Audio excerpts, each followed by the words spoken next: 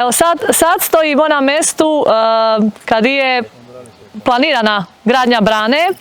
Znači brana je v projektu i v prostornemu planu općine Jelenje i prostornemu planu Primorsko-goranske županije. Brana je planirana da se napravi između ova dva brda iz razloga jer su one v ovoj dolini Ričine relativno najbliže, pa bi bilo branu najlakše stvoriti, a imala bi dovoljnu količinu vode. Znači sad smo u biti, ako gledamo prema Simo, 100 metara od sela Kukuljani. Znači brana bi bila neposredno do sela Kukuljani i potopil bi se cijeli dio uzvodno do Zvira i sam Zvir bi bil potopljen. Znači visina brane je planirana 62 metra.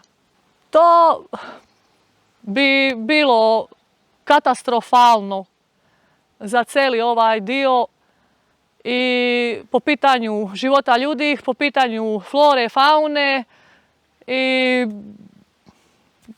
po pitanju cjelokupnog života, svega ča je živo i neživo. A osim ča bi imalo katastrofalne posljedice na život, pitanje je uopće koliko bi ta brana bila uopće profitabilna u smislu bi bilo moguće da se ona napuni. Jer ovdje imamo niz kako izvorišt, tako i mjestih kad se voda gubi. Znači, taj teren zapravo u selu Ričinu je neistražen i bez obzira ča su tu delana tako, svakih nekih 15-20 let nekakova istraživanja, bušenja i ne znam ča, na kraju ipak struka nije rekla do kraja svoje. Znači govorimo o struki, a ne o politiki.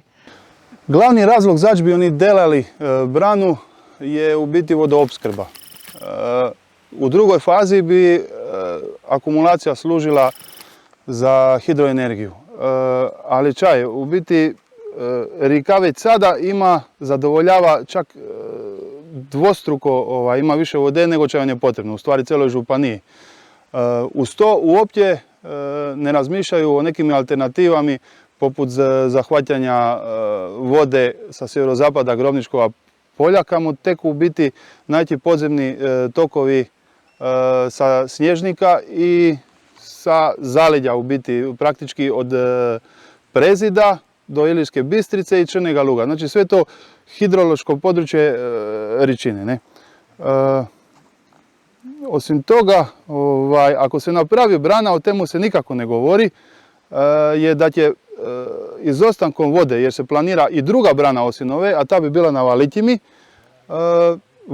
vodile bi direktno cijevi na tu Valitjimi. I onda više ne bi bilo toka kao je danas, počele bi propadati razina podzemnih voda i na kraju bi erodirale obale. Da ne govorimo da bi praktički sva flora i fauna pomrli u sami tok. Ne? Problem sa idejnim projektem je da oni nisu uopće uzimali u obzir propusnost krškega terena, a to bi moglo praktički voditi katastrofi. Znači u biti na neki način Ričina bi mogla propišati na Dražice. Niki ne zna kako to izgleda, kako izgleda krško podzemlje. I tako se i grad sa nečim tako, recimo, zeznutim stvari je ludilo, ne? I kod idejnog projekta su lažirali, i to moramo javno reći, lažirali su protok, da bi opravdali samo akumulaciju.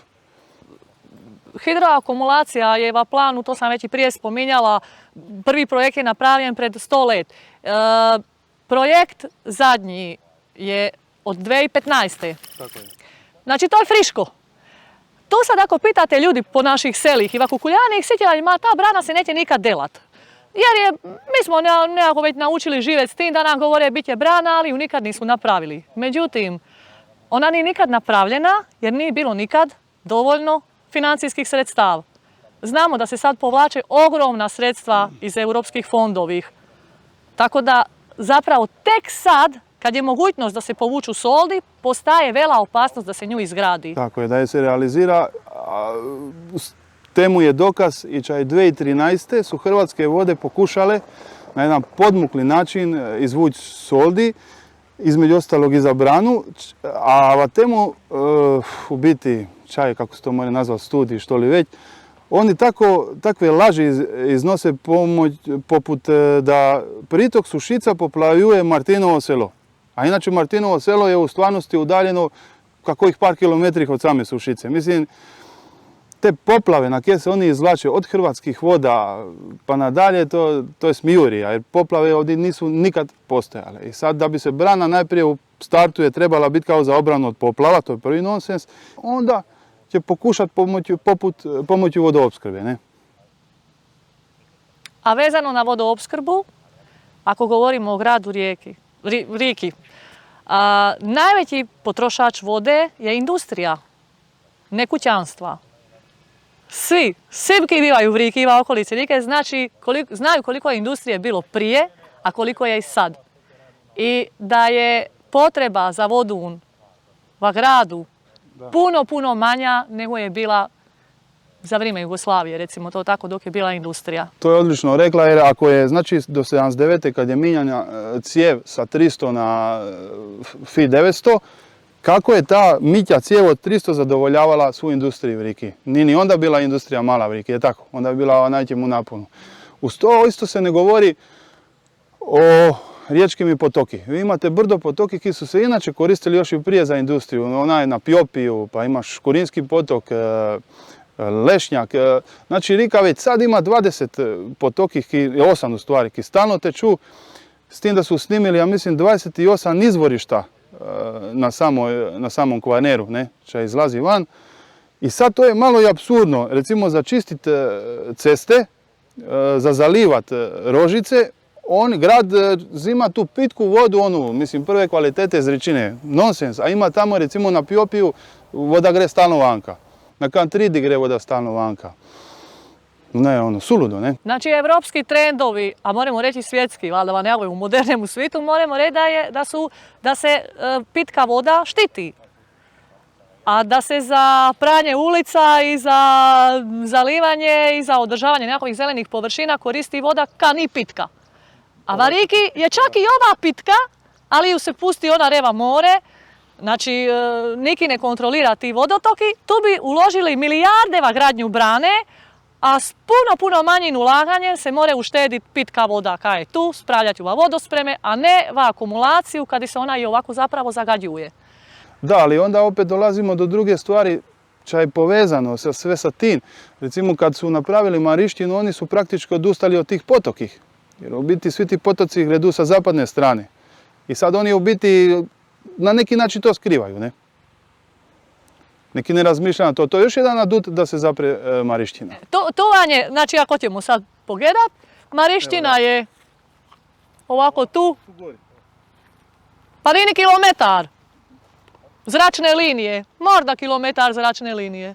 Tih godina kad se krenula taj proces, mi smo, znači mi i dio udruga jedna iz Studene smo pokušali napraviti nekakav otpor, čak pa su bile to nekakve tribine, nekakvi skupovi i tako dalje.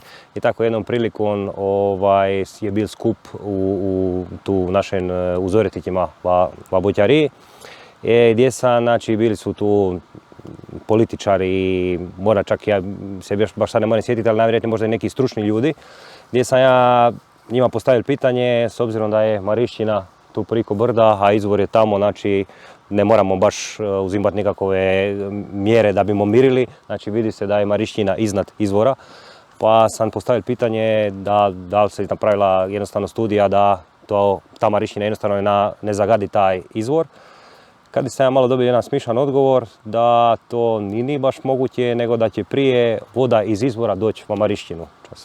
Se malo svi skupa tamo nasmijeli, ali evo, ne znam. I sad, znači, ta Marišćina je tako kako je, problem je, još ovih tamo je, ljudi se i dalje bore, ne znam kako će se to riješiti. Pa bi bilo dobro da se, znači, po pitanju ove brane isto, znači, malo posluša ljudi, malo, ako već je ta nekakva studija, da malo se to proširi, jer jednostavno ne bi bilo dobro da se napravi greška ko će se napravila s Marišćinom, pa da se to izgradi, pa da onda se idu ove problematike ko će imaju ljudi na Viškovu sa smradom, sa smetami i tako dalje. Znači prije nekoliko dana smo bili na terenu zapravo uz Ričinu sa tri djelatnika javne ustanove Priroda. Oni su zapravo, oni se brinu za zaštićena područja Gorskog kotara i Primorja, tu je i Ričina. Tako da zapravo oni su upravitelji zaštićenih područja. Mi smo ih zapravo dopeljali na teren da im pokažemo devastacije, jer oni nisu baš toliko upoznati s tim zbog jako velike površine koju pokrivaju. I predložili smo im nekoliko lokacija za revitalizaciju. Pod revitalizacijom mislimo na vraćanje va prvobitno stanje koliko je to moguće. I oni su zapravo rekli da bi se moglo revitalizirati za početak jedno mjesto, pa drugo i da to pomalo greće. Bi bil dugotrajan proces, ali se itekako slažu s nami da je revitalizacija potrebna. Ja, pokazali smo vam bili črni vir zdola njega i bele stene čo su kompletno uništili. Sad plan je da sve čo su zatrpali svo kamenje i sve nanosi čo su oni donesli kamen vapnenac, to je bilo na desetke kamionih, znači sve to zivući van, to bi bilo vrlo jednostavna sanacija i taj vir nam je prioritet, kako čo smo rekli, ima vode kroz cijelo leto, vavik je voda ledena, idealni su uvjeti za faunu u njemu i od njega bi u biti sva ta restauracija krenula. Zajedno bi onda, kako bi to se usporedilo, kako bi se snimalo kamenje iz crnega vira, snimali bi se i nanosi većinski od kamena vapnenca, ča su oni isto dopeljali, a ča Ričina, kako su on ubrzali tok zatrpavši crni vir i ča su nanesli materijal opet posredno zatrpala doli. I onda bi, kad bi se te dve stvari riješili, krenuli bi tu na ovaj del kamo su postavili vodovodnu cijev, vidite ovo čaj je betonirano ovdje. Sad, naravno, to se ne bi diralo taj prelaz, ali sve ove školjere čo su postavili pred dobrih 15 let bi se znele tja, jer kako sami vidite, oni ne dozvoljavaju ničemu da raste osim ostruge. Sama ostruga raste, to su tako gusto naslagali i za prvu ruku bi zneli barem 4 sloja. Ostavili bi tu i tamo neki kamik čisto zato da se spreči erozija tu istu zimu dok se malo ne obnovi fauna, dok ne počne neće rast. A ujedno od tih školjeri, tih maloča bi ostali, bi napravili dve male akumulacije, dve male brane. Znači to ne bi bilo veliko, to bi bilo otprilike metar visoko i to bi dušu, značilo bi preživljavanje za tu svu floru i faunu. Recimo voda bi bila otprilike do ovako.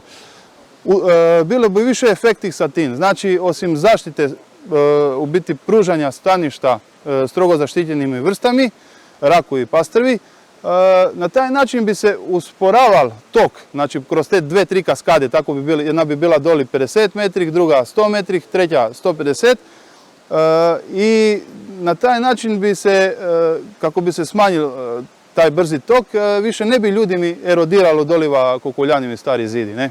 Znači u biti riješili bi sve probleme koji su upravo oni uzrokovali, ne? To kratko, ne?